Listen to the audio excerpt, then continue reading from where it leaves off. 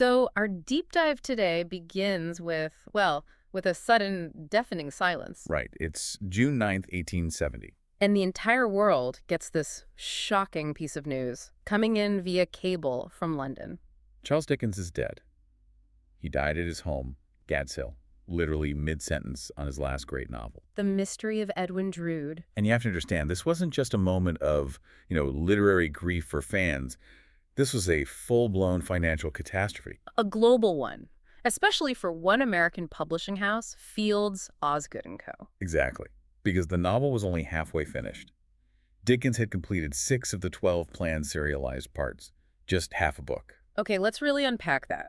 Why is an unfinished manuscript a catastrophe specifically for this American publisher, James Osgood? Well, it all comes down to the public's anticipation. There had been a 5-year wait for a new Dickens novel, half a decade. So the public is, as I said, ripe for it.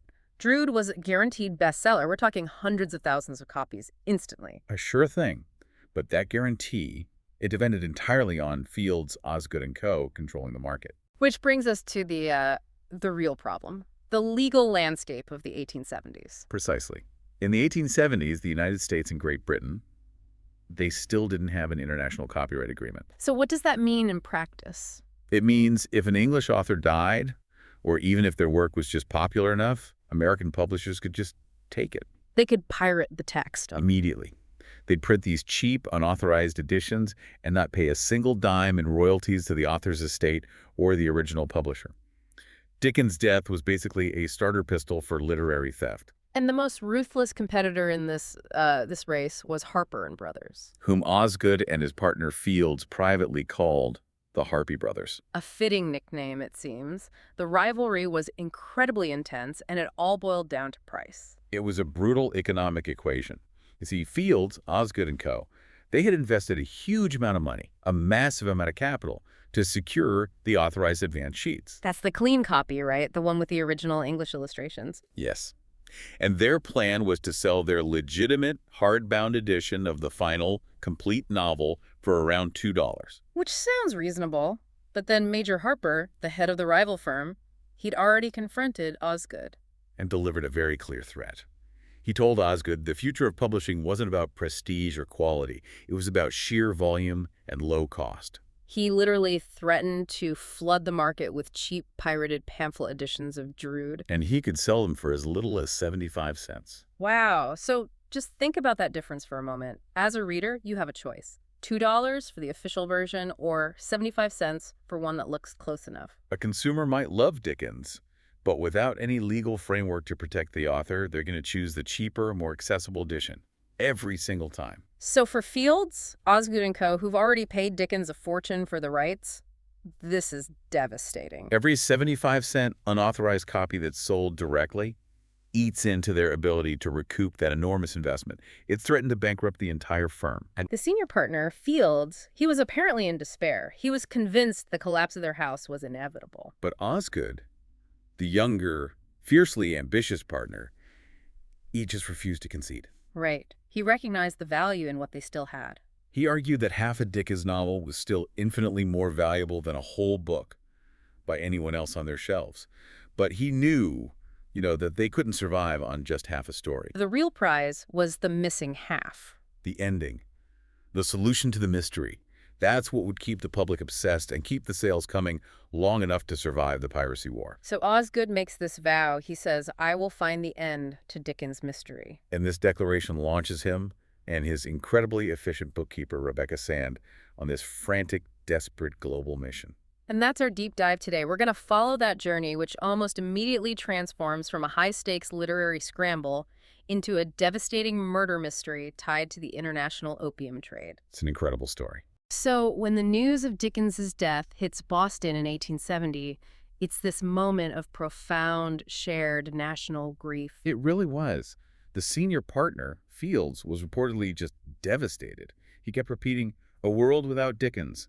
The very lamps of literature are extinguished." The staff at the publishing house were apparently weeping openly at their desks. It really speaks volumes about the emotional investment the public had in him, doesn't it? He wasn't just some writer. He was this huge personality, a kind of moral conscience for the age. And for Osgood, even as a businessman, he felt that crushing weight of the loss. But for him, it was immediately compounded by a local tragedy. Mm-hmm. One that had struck their own offices just hours before that cable from London even arrived. Yeah, the Boston crisis actually began before the news from London. A young clerk at the firm, Daniel Sand, who is the younger brother of Rebecca, the bookkeeper, was run down and killed by an omnibus near Faneuil Hall. And Daniel was on an extremely urgent errand for the company. He had been sent to retrieve a highly sensitive bundle of papers that had just arrived at the harbor. The advance sheets of the next installments of Edwin Drood. These were literally the pages Osgood needed to rush the American edition into print. This was their crucial time advantage over the Harpy brothers.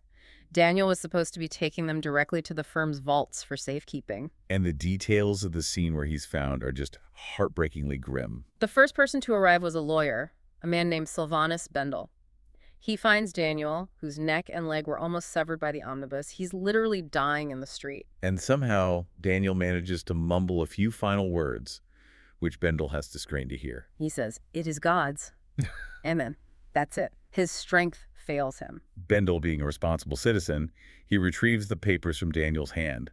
He sees they're not a will or legal documents, but they contain these engravings and printed pages. So he secures them, intending to turn them over to the publisher. And Osgood's personal involvement begins when an officer, Carlton, brings him to this new city facility for the recently deceased. And this introduction to the city's underbelly is just visceral. The officer leads Osgood into this small, isolated viewing room. It's a very strange piece of morbid Victorian technology. The floor is made of glass. And below the glass, unidentified bodies are kept fresh on these slabs under a gentle, continuous stream of running water. It allowed for viewing and hopefully identification before decay really set in. And there, on the fourth slab, Osgood immediately recognizes the body of Daniel Sand. But the truly infuriating part of this whole scene is the arrival of the coroner, Charles Barnacote. Yes.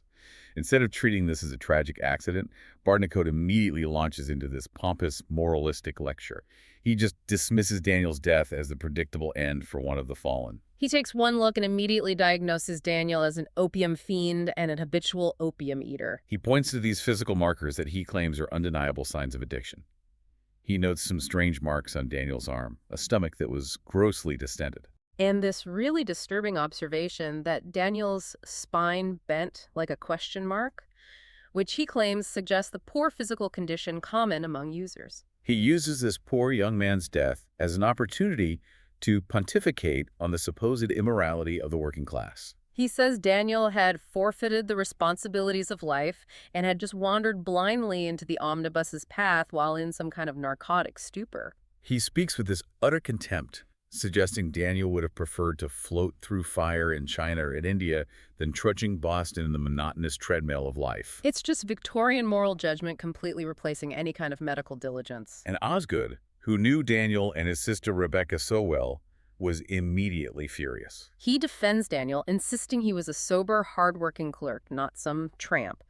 And he starts pointing to the physical evidence that the coroner is so eager to just wave away. He points out three crucial details. First, these strange parallel cuts on Daniel's chest, which he says looked almost like a bite mark. Second, a seam on his suit that was visibly torn. And third, the fact that Daniel was carrying these incredibly valuable company documents. It all suggests he was on a legitimate, urgent mission. He wasn't just wandering. Osgood suspects assault. But Barnacote just dismisses all of Osgood's concerns. He attributes the injuries to the omnibus, or maybe self-inflicted wounds during a delirium. And Osgood is just filled with this immense anger. He realizes the whole system is designed to dismiss the vulnerable, and the officials would much rather have a simple story of moral failure than a complex investigation into foul play. This really reinforces his resolve. He has to get justice for Daniel, even if it means challenging the city authorities. And the claim of Daniel's relapse was just utterly rejected by his sister, Rebecca. We need to pause here and really understand Rebecca Sand's personal stakes in all this, because they are immense. She had recently divorced her abusive husband, Ambrose. He was a Civil War POW whose temper had just grown incredibly violent after his return. He beat them both. She brought Daniel to Boston to give them both a fresh start. And her life in Boston was a testament to extreme self-control and resilience. Daniel had achieved sobriety. Famously, he dedicated himself to building these intricate model ships inside glass bottles. That's such a powerful image, isn't it? It's a pursuit that requires such minute focus, steady hands, absolute patience, as Osgood called it, the pursuit of the very sober. So this made the coroner's diagnosis immediately suspect to anyone who actually knew Daniel. But the real personal danger for Rebecca, it lay in this archaic Massachusetts divorce law. She was still living under a strict 2-year prohibition against remarrying or even the appearance of a romantic relationship, and she had 1 year left on that clock. So if the court found any hint of impropriety, or if her reputation was ruined, which the coroner's dismissal of her brother certainly threatened. Her divorce could be revoked. It would send her right back under the legal control of her violent ex-husband, Ambrose, and it would cost her her job at the firm. For Rebecca, maintaining this impeccable public image wasn't just about professional courtesy, it was a matter of survival. And the mystery just keeps getting deeper because we realize those Dickens papers that Daniel died protecting, they've now disappeared. Right. Bendel, the lawyer who retrieved the papers from the scene, he was violently accosted on a horse car shortly after he met with Osgood. A large stranger attacked him. And crucially, the stranger didn't steal his watch or his wallet. No, he systematically pats down Bendel's waistcoat until he finds the bundle of Dickens' papers. He yanks them out, pushes the lawyer violently into a puddle, and then just vanishes. So Osgood's first theory had been that Bendel was attacked because of something he knew about Daniel's death. You know, a revenge or a silencing operation. But the intense focus on the manuscript during this second attack, it changes the entire game. Fields, the senior partner, still dismisses it. Yeah. He's clinging to this idea that Daniel was just an ordinary clerk. But Osgood sees the brutal logic. The attack wasn't collateral damage. The manuscript was the target all along. The theft confirmed that these papers weren't just valuable for publishing. They were valuable enough for someone to commit a violent assault in broad daylight in Boston. And that meant they were plunging, as he said, neck and heels into a fight. Not just against Harper, but against some shadowy, violent organization. So Osgood knew there was only one option left. He had to go straight to the source in England. If the American sheets were stolen, he had to find the originals, or better yet, the remaining manuscript, before the pirates did. To really understand the global net that Osgood was walking into, we have to follow that first clue, the opium. The very substance the coroner used to dismiss Daniel's death. And that substance links the crisis in Boston directly to the engine room of the British Empire, Bengal, India, the epicenter of the international opium trade. This trade was a massive driver of colonial wealth. The British East India Company and then later the colonial government, they essentially monopolized the cultivation of the opium poppy in Bengal. It was all refined under English control and then sold at these massive, incredibly lucrative auctions to traders. And these traders, who were often private smugglers, would then ship the opium illegally into China. Right, where its use was technically banned but demanded by millions of people. The profits were just astronomical. They funded huge swaths of the British infrastructure in India. And it's here, in the middle of this immense criminal enterprise that's cloaked in official colonial policy, that we find a strange parallel to Osgood's world. In Bengal, 2 British officers, Turner and Mason, are investigating a remarkably bold crime, a daylight robbery of bullock carts. The thieves, known locally as dacoits, were highly organized. They used rocks and crude weapons to hit the carts and steal these valuable chests. But what makes this relevant to our story is who is supervising the investigation. It's Frank Dickens, Charles Dickens' 26-year-old son. Who holds the position of police superintendent. And the only reason Frank has that title is because of his father's Fugga's name. His subordinate, Turner, harbors this palpable resentment. He sees Frank as an entitled civilian. He resents being ordered around by the son of a poor cockney who wrote maudlin stories for the masses, not for the, intellectual elite. But Frank Dickens actually surprises us. When one of the dacoits is captured, Turner suggests harsh, immediate punishment. Frank, though, he insists on the physical safety of the thief. He argues that this thief may be the only way we can trace those opium chests. It's a very pragmatic view. And it contrasts so starkly with the brutal colonial outlook that Turner embodies. Turner has this proverb he lives by: "The natives of India value life only as far as they can kill when doing so." It's horrible. But Frank is looking for information, not just punishment. And this detail gives you, the listener, a crucial piece of context. Osgood's hunt isn't just about a book. It's about a global mechanism, a massive smuggling operation that sees both opium and information as commodities worth killing for. So back in Boston, Osgood and Fields decide on the mission to England. But Fields insists Osgood can't go alone, especially with the rising suspicions around Daniel's death. He says Osgood needs to take Rebecca Sand with him. And Fields' wife, Annie, she suggests that taking Rebecca would give them as chaste an appearance to the world as to take Mr. Midge's. Which is such a dark joke, but it's rooted in the oppressive legal reality of Rebecca's life. The joke, however cruel it is, it really highlights the gravity of her situation. Yeah. She still had that 1 year left on the 2-year waiting period for her divorce to be finalized. So any perceived impropriety like traveling alone with a charming, unmarried publisher could invite a legal challenge. It could threaten to overturn her hard-won freedom and send her right back to her abusive husband. She needed this voyage for her sanity and for her professional life, but she had to maintain this strict professional distance. So Rebecca packs Daniel's cherished model ships, those symbols of his sobriety, seeing them as talismans of survival. Her whole career, her whole future, it all hinged on Osgood's success. And they board the steamship Samaria, bound for England. And almost immediately, the criminal element surfaces again. This large stranger, a man named Herman, is on board, and Osgood and Rebecca recognize him from the description of the man who was seen lurking in Boston looking for Daniel.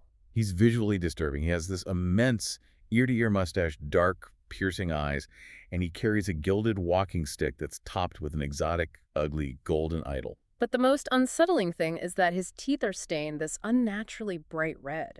It's a sign, perhaps, of habitual beetle net chewing, which was common among certain sailors or pirates at the time. During an intense confrontation that Osgood initiates, Herman is briefly subdued by the ship's stewards. But here's the twist that Rebecca immediately flags as being suspicious. Herman escapes. He vanishes completely from the closed confines of the steamer. As Rebecca points out, how could a man who was locked away just disappear on the open ocean without anyone noticing? This doesn't make sense. And that plants the seed of suspicion that the forces hunting them are more organized and maybe more subtly supported than they first believed. During the voyage, they also meet a character who seems completely benign. Marcus Wakefield. He's a charming, well-spoken tea merchant. Wakefield is very solicitous. He offers Osgood advice. He even helps him secure passage for the return trip. He appears to be a genuine friend and ally, this anchor of normalcy amidst all the paranoia. So when they arrive in London, Osgood is determined to understand Dickens's own connection to the criminal underground that's depicted in Drood. He teams up with this strange, military-looking man named Datchery, who claims to have been a mesmerism patient of Dickens. And together they track down a specific, notorious opium den in the East End, known as Palmer's Folly, or Tiger Bay. Dickens was known to visit places like this for research. He was drawn to the underbelly of London society. And Osgood and Datchery enter a scene of just absolute squalor. There are sick people huddled together. The air is thick with the sweet, sickening smoke of the black, treacly opium. And children are described as being in a peaceful dream state, which is just a terrifying image of innocence amidst all that desperation. They meet the manager, a gaunt, silver-haired woman named Sally, or Opium Sal. And as Osgood takes this all in, he's hit by this powerful, visceral shock of familiarity. He realizes the precise details, the arrangement of the room, the description of Sal, the entire atmosphere. It's all directly recalled, almost copied, from the opening chapter of The Mystery of Edwin Drood. This is a profound moment for Osgood. It confirms that the novel isn't just a work of imagination, it's rooted in the real criminal underground. Which suggests that the plot, the characters, the mystery itself, it might all be drawn from real-world events that Dickens was documenting. His intellectual hope is confirmed, but it puts him in immediate physical danger. And that danger materializes when a fight breaks out, likely triggered by Osgood's expensive clothes. He's assaulted by a group of opium fiends looking for his purse. And here's where the plot turns again. Just as Osgood is about to be overpowered. Herman, the Parsi captive, who supposedly vanished from the Samaria in the middle of the ocean, appears out of the shadows. And Herman fights off the attackers. He saves Osgood's life. So Osgood is left standing in this squalid den, saved by the very man who should be his enemy, the man who was stalking Daniel Sand back in Boston. It greatly complicates Osgood's understanding of the whole conflict. He has to ask himself now, is Herman a ruthless operative, a protector, or maybe a man with a divided loyalty? With the dangers of London's criminal class now confirmed, Osgood and Rebecca shift their focus back to the literary core of their mission, finding the missing end of the novel. So they traveled to Gad's Hill, which was Dickens's home, and they arrived just before its contents are set to be auctioned off. And this auction was a sad necessity. Dickens had a very large family, and many of his children led notoriously expensive, wasteful lives. His estate needed immediate liquidation just to provide for them, which meant Osgood was on a very tight timeline to find anything before it was sold off and dispersed forever. There, they meet two key figures in Dickens's life. First is John Forster, the executor of his will. He's described as a globular body with slow, possessive movements. And Forster was ungenial, utterly unhelpful. He insisted that Dickens would never intentionally mislead his readers and that the existing 6 installments spoke for themselves. His conclusion was, Edwin Drood must be dead. Then they meet Georgina Hogarth, known as Aunt Georgie. She was Dickens's sister-in-law, his housekeeper, and most importantly, his closest confidant. If anyone in the world knew the plot, it would be her. But the Dickens family was either incredibly tight-lipped, or they were genuinely ignorant of the ending. Georgina confirmed that Dickens had destroyed nearly all of his personal correspondence. She said he had a great horror of the improper uses often made of the letters of celebrated people. This act of, preservation through destruction, it eliminated any possibility of finding a clear, written outline of the plot. His daughter, Katie Collins, she joked that the ending was so secret, her father didn't wish anyone in the universe to know except himself. The only hint she offered was a tautology, really. She said, Drood will be dead or alive, Rosa will marry Tartar, or become a nun. Basically, they were being completely stonewalled by the family's loyalty to Dickens' secrecy. But despite the lack of an outline, Osgood did find a curious physical object near Dickens's writing desk in his famous Swiss chalet. It was a plaster statue of a Turk seated and smoking opium. This small, almost grotesque sculpture, it sat right next to the pen where Dickens wrote his most famous words.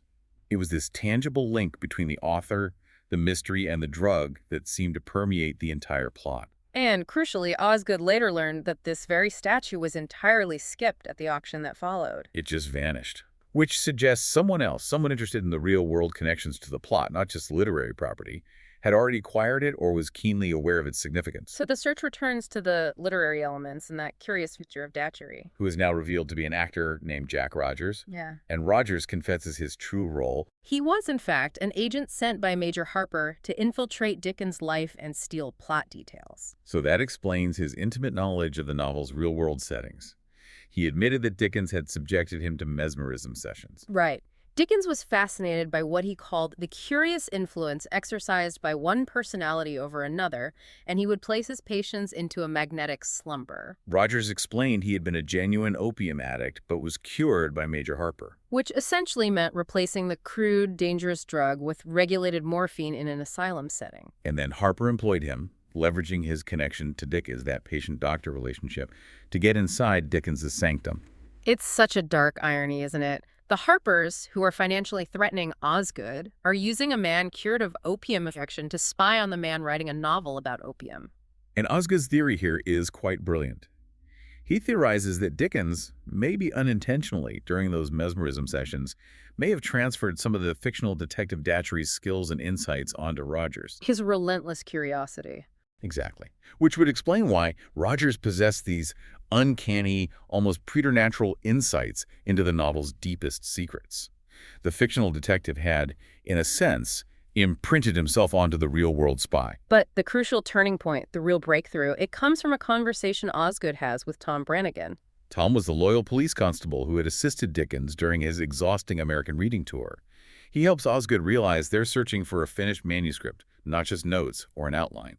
Brannigan reminds Osgood that Dickens once spoke about Edgar Allan Poe and a novel by William Godwin called Caleb Williams. Godwin had used this highly unconventional narrative structure. He wrote the climax, the hunting down and punishment of Caleb first, and then he went back and wrote the beginning of the book to lead up to it. And this sparks this incredible aha moment for Osgood and Brannigan. What if Dickens used the same structure? What if he wrote the second half of Drood, the conclusion first, and then wrote the first half? This changes absolutely everything. It means a complete hidden manuscript for the ending must exist somewhere. And this theory is immediately bolstered when they look at the timeline of the break-ins they had previously dismissed as just simple burglary attempts. Right. Tom had wired Henry Scott, Dickens' valet, who confirmed that break-ins had occurred at Dickens's publisher, Chapman and Hall. At the printer, Clowes, and at Gad's Hill itself, all right around the time of Dickens' death. But nothing was ever stolen, because the attackers were looking for the wrong thing. They were looking for the outline or the notes for the first half of the manuscript. Herman, or whoever was working for this conspiracy, didn't realize the finished pages were already written and hidden. So Osgood goes back to a seemingly innocuous object, the quill pen that Forster, the executor, had given him. Dickens typically wrote the serialized parts of Drood using blue ink. But Osgood inspects the pen's nib, And it is stained with black iron gall ink. the exact type of ink that was provided at the Parker House Hotel in Boston, where Dickens had stayed during his tour. This is a definitive clue. It ties the manuscript back to America. Osgood realizes Dickens must have used this very pen to write the end of the novel while he was in Boston, before he returned to England. Perhaps while he was preparing his new, incredibly intense reading of the violent Bill Sikes murder scene from Oliver Twist. That makes perfect sense when you think about Dickens' state of mind at that point. He was obsessed with murder and secrecy. He was finishing his own dark murder story while performing another one every night, almost becoming the character of the murderer Sikes during his readings. So now they have the why Dickens wrote it first and the when Boston, but they still need the where. And Rebecca, who is continuing her meticulous research, she follows up on a seemingly deranged clue from Louisa Barton. The institutionalized reader who had stalked Dickens in Boston. Louisa, seeking notoriety, had claimed Dickens whispered, "God help you, poor woman," to her before she attempted suicide.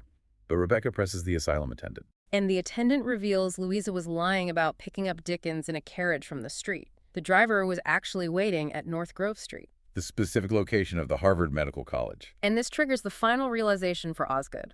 Dickens, who was paranoid about both the tax agents threatening to seize his papers and the ruthless literary pirates. He needed the safest possible hiding spot for his most valuable asset, the completed ending. And where would no one ever think to look for a work of elegant literature? In the foulest, most off-putting place in all of Boston, the vile-smelling vault of the medical college, filled with specimen jars, pickled organs, and human remains.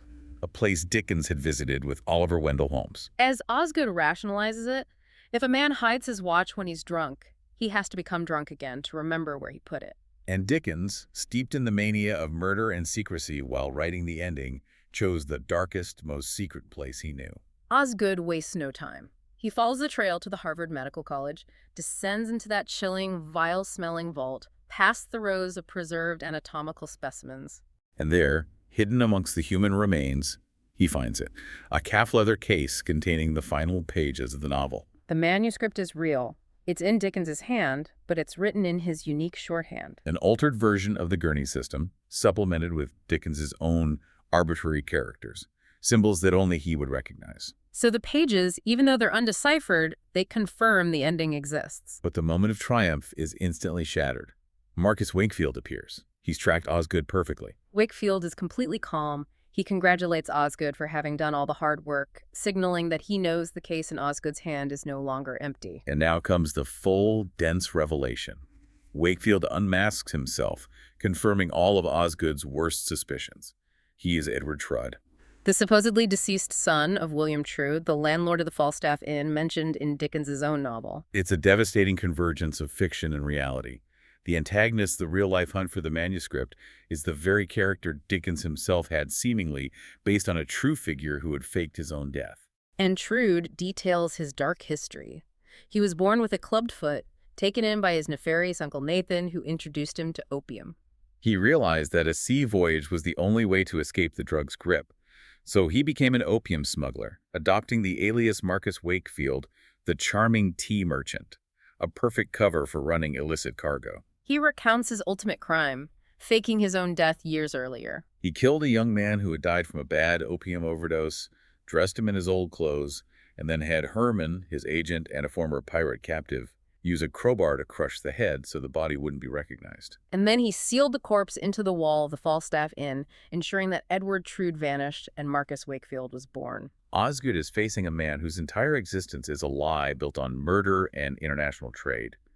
And the conspiracy links back directly to Daniel Sand. Wakefield or Drood, he admits that his operation was tracking the advanced sheets of Drood because they knew the manuscript's value extended far beyond mere literature. Daniel Sand had been coerced. Wakefield wanted Daniel to reveal the location of the missing pages. The details of Daniel's death are just horrifyingly clarified. Daniel's final dying words, "It is God's." They were likely misunderstood by Bendel, Daniel was actually proclaiming his loyalty. It is Osgood's. which enraged Wakefield. So Wakefield confesses to instructing Herman to strike Daniel over the head and, crucially, to inject him with opium. The purpose wasn't just to kill him instantly, it was to impair his senses and his physical appearance. To ensure that when he was released onto the wharf and subsequently struck by the omnibus, Coroner Barnicoat would dismiss him as a fallen opium fiend without a second thought. It was a sophisticated, premeditated assassination designed to discredit the victim and cover their tracks. The global scale of the operation just snaps into focus. Osgood realizes he was being tracked from the moment he stepped aboard the Samaria. Wakefield Drood owned the steamship line. Herman was his master carpenter and his silent partner. The Samaria had hidden storage space for smuggled goods, which was likely the reason Frank Dickens's opium chests in Bengal were being stolen and turning up half full of rocks. Wakefield ensured Osgood was on that specific vessel because he could control everything. Herman staged escape, which allowed him to move freely between London and Boston. Osgood's supposed rescue in the opium den. Wakefield had presented himself as the solicitous friend and ally, the tea merchant, hiding in plain sight while orchestrating the entire criminal enterprise. He emphasizes his larger picture, the control of the burgeoning U.S. opium market. He doesn't see himself as a criminal, but as a visionary. He has this chilling line, "Alcohol makes man into beast, but opium makes him divine." And he chillingly predicts the future of the drug trade. He notes that with the invention of the hypodermic needle, opium would become the unfailing remedy in the pocket of the businessman, the bookkeeper, the mother, the teacher. He saw himself catering to a modern need for escape and numbness, using his smuggling network, which spanned from Bengal to Boston, to facilitate it all. The climax arrives in that vault. Wakefield tries to take the calf leather case. And Osgood, seeing no escape, remembers that vanished object from Gad's Hill, the plaster statue of the Turk seated smoking opium. Which Wakefield had just retrieved, believing it held some clue. Osgood hurls the statue at Herman, momentarily distracting the brutal enforcer. And Rebecca, having followed Osgood, intervenes. Driven by the memory of her brother's sacrifice and the threat of the man who organized his death, she pushes Wakefield. Wakefield loses his footing. He falls down the elevator shaft of the Sears building, shrieking as he plummets toward the ground floor. The tragedy, though, is sealed in that descent. As Wakefield falls, the highly precious, irreplaceable final pages of the Mystery of Edwin Drood flutters out of the case. And they're drawn into the intense heat of the inferno that Herman had started in the building's engine room just minutes before. The pages are instantly devoured by the flames. They turn into a solid column of fire. It is a devastating, simultaneous destruction of the murderer and the ultimate literary prize. Wakefield's eye seems to fall on one of Dickens's final words, just as the page curls into ash. And the final insult to it all. Molasses, the literary pirate and agent for the Harpy brothers who had been lurking nearby, he surfaces from the crowd watching the fire. And he just laments, "The Last Dickens," in a column of smoke. The literary mystery is extinguished forever in the very fire that consumed the man who tried to own it. So Osgood and Rebecca, they survive this literal and figurative inferno. The mystery of the murderer Edward Drood, a.k.a. Marcus Wakefield, is solved. But the literary mystery of Edwin Drood is destroyed, forever, consumed by the same machinery of greed and obsession that drove the international opium trade. Fields and Osgood, they desperately tried to salvage what they could. They consulted every available shorthand writer in Boston. They were trying to decipher the few surviving pages that remained in that scorched satchel. But Dickens's highly personalized system that altered Gurney shorthand, it proved to be utterly impenetrable. It was full of these idiosyncratic symbols, arbitrary characters, dashes, and spirals that only the author himself could possibly interpret. His need for secrecy, fueled by his hatred of pirates and his desire to preserve his privacy, it ultimately sealed the mystery, even after the pages were found. The novel remains incomplete. The intellectual cost of this loss was just enormous, but the poet Henry Wadsworth Longfellow offered this kind of philosophical perspective that Osgood clung to. Longfellow told him, "All proper books are unfinished. They simply have to feign completion for the convenience of the public. He argued that the novel actually achieved a truer state in its incompleteness. He said each reader will imagine his or her ideal ending for it, and every reader will be happy with their own private finale in their mind. The open ending forces this perpetual engagement from us. Professionally, the firm of Fields, Osgood and Co. changed dramatically. Fields, just exhausted by the emotional and financial drain of it all, he retired shortly after. And this left Osgood to become the proprietor of his own modernized publishing house, James R. Osgood and Co. The literary piracy problem unfortunately remained fierce for decades until international copyright laws were finally established. And personally, Rebecca Sand was promoted by Fields from bookkeeper to reader, a testament to her intelligence and resilience during the whole crisis. She and Osgood maintained a rigorous professional distance, acutely aware of that remaining year on her divorce prohibition. But their shared experience, forged in the heat of a global chase, it created this undeniable bond between them. Their wait for her 2-year legal restriction to finally end, every passing day bringing them 24 hours closer to an open courtship, it became this source of profound, secret love and anticipation for them. They found a thrilling, quiet intimacy in the professional propriety they were legally required to maintain. The evidence of Wakefield and Drood's vast conspiracy was later confirmed, too. The police in Bengal investigated those stolen opium chests that Frank Dickens was tracking. And they discovered that some of those chests were partially filled with rocks, a known smuggling trick used to disguise the amount of missing opium and confuse the authorities. It just reinforces how deeply this criminal machinery had embedded itself into global trade. The enduring question, then, left by the ashes, is whether the true mystery was ever meant to be solved by the fictional detective in the book. Was Edwin Drood truly dead? Or was he, like the real-life villain proved, capable of adopting a new identity, like Edward Drood, and orchestrating a vast criminal enterprise that Dickens was, in fact, writing about in real time? The ending of Dickens's last novel was a devastating murder mystery, for sure, but perhaps the true, profound mystery was less about who died in the pages. And more about how the machinery of global trade, political corruption, and human obsession consumed everyone and everything it touched, leaving behind only the smoke of unfinished ambition. Something for you to consider the next time you pick up a half-finished book. Thank you for diving deep with us. We'll see you next time.